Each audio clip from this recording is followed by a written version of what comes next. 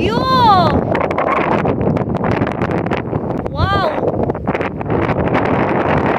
Ganda!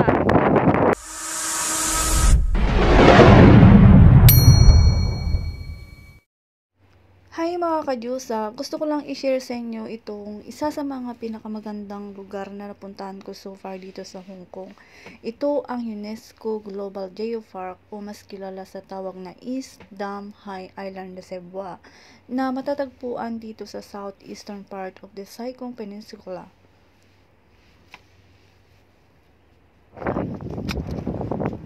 Hello! It's gala time again. With silly sassy. Ganda ng view. Yes, kasing ganda namin, Chor. Siyempre naman. Hindi. Tayo yung nagpapaganda dyan. Tricycle. Oo. Char. Walang tricycle eh. Kuliglig. At syempre kasama ko ang kaibigan ko na si Silly Sassy. Mula Sai Kung, sumakay kami ng bus 2 beses para marating ang isa sa mga pinaka-popular na lugar dito sa Hong Kong.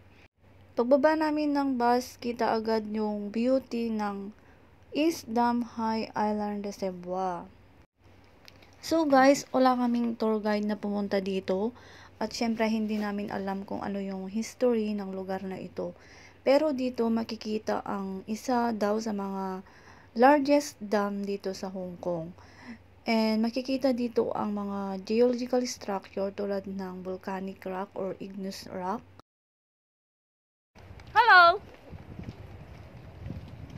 Hello, everyone. Yes.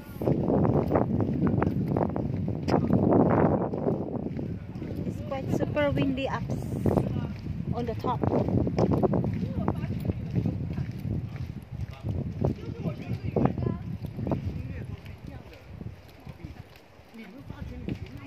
I'm not sure pero sabi nila isa daw ito sa mga nakalagay sa 500 Hong Kong dollar bill. So habang nililibot namin yung lugar, marami kaming mga nakasabay na mga turista din at mga kababayan natin na pumasyal dito. Sobrang ganda dito sa lugar na to guys, super nag-enjoy kami. So habang naglalakad kami pababa papunta doon sa mga barriers, ito yung madadaanan namin, ito yung mga geological structure or mga volcanic rock. So ayan guys yung nakikita ninyo. Super ganda at nakaka-amaze. So pagbaba namin, dito naman tayo sa mga barriers guys, man-made barriers. So dyan sa likod ng barriers may dagat dyan. At syempre may yung dam. So sa lugar na to marami kang makikita, sobrang ang ganda talaga. May may mga bundok na pwede kang mag-hike, easy hike lang siya. At meron na ding dagat. Ganyan, kompleto yung makikita mo dito. At dito guys, umakyat kami sa Po Chin Chau Island. Sobrang ganda. Hindi siya hard na akyatin. So ayan, makikita nyo ang ganda. So kinulang yung araw namin, yung oras namin na pumunta dito, kaya balak namin babalikan ito guys. So makikita nyo ito sa susunod na vlog namin pag bumalik kami dito. And lilibutin natin ulit yung lugar. So ganito kaganda yung Hong Kong guys. At syempre dito free gumala dito, wala kang babayaran. So, pag namasyal ka dito at pumunta sa mga ibang lugar or gusto mong puntahan yung mga lugar dito sa Hong Kong, free lang, walang bayad guys. Kaya, gala kami ng gala. So, ayun, dito naman sa dam, makikita ninyo guys, pwedeng kumain dyan, pwedeng mag-picnic, super ganda. Ang sarap mag-relax dyan. Hi!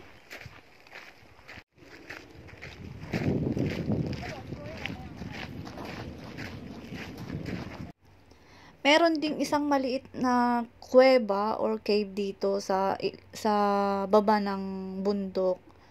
Ayan, dito sa may uh, reservoir. So, ayan. May mga isda. Super ganda. Nakaka-amaze talaga yung lugar, guys. Super. So, makikita nyo ang daming mga tao dyan na bumisita. Ayan. Nagkataon din na maganda yung panahon. Hindi siya mainit. Hindi siya masyadong malamig. So, napakaganda yung panahon nung pumunta kami dito. So, nakikita nyo na to guys sa mga in-upload ko na reels. Pero, ito yung buong video ng journey namin dito sa Isdam High Island Reservoir.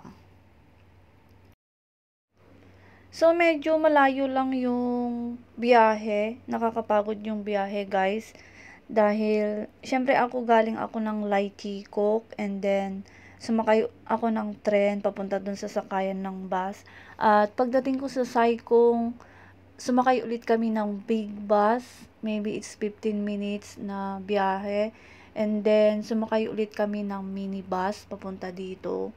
So, sobrang haba yung biyahe papunta dito. Nakakapagod guys, nakakahilo yung magbiyahe.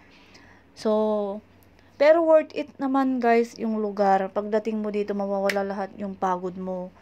Dahil nakaka-relax talaga yung lugar na to.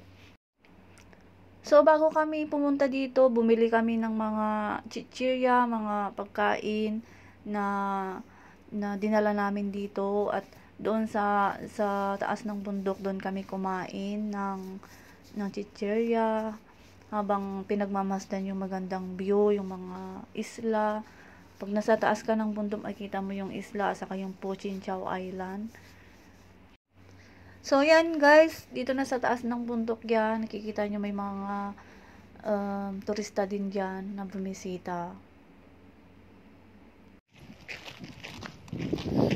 Uwi na! Uwian na! Uwian na kami. Yeah. So, hanggang dito na lang muna guys. At maybe soon babalik kami ulit dito at pupuntahan natin yung mga hidden place na hindi pa namin nakita dito. So, ayan. Thank you so much guys for all your support. And see you in my next vlog. Thank you!